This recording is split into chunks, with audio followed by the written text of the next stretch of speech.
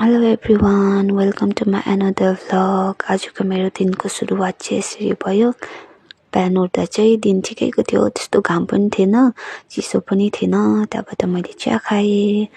मेरो छोरा पनि उठेर खेल्दै रहेछ, एक्लै खेल्छ ऊ चाहिँ। बिहान उठेर जहिले पनि निन्द्रा पुगेको छ भने चाहिँ मजाले उठेर खेल्छ। त्यहाँबाट उसलाई मेरो लुगा फेरिदिनुको लागि चाहिँ उसको लुगाहरू निकालेँ। ऊ चाहिँ एक्लै मस्किँदै खेल्दै थियो।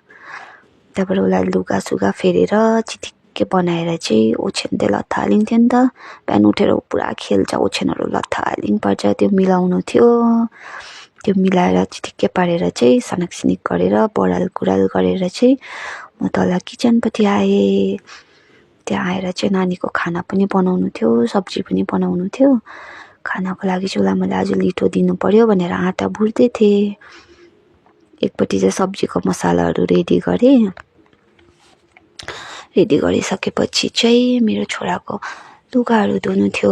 नानीको लुगा धोइसकेपछि चाहिँ उसको पापाको भिडियो कल आयो। उसको पापाकोलाई देखाइदिएँ नानी एकछिन। उसको पापा चाहिँ ड्युटी जानुको लागि रेडी हुँदै थिएछ नि त। अन्त एकछिन पापासँग बात गरेर चाहिँ अन्त नानीसँग खेलेँ। आजको भिडियोमा चाहिँ मेरो यति नै थियो। होप तपाईँहरूलाई मन पर्यो होला।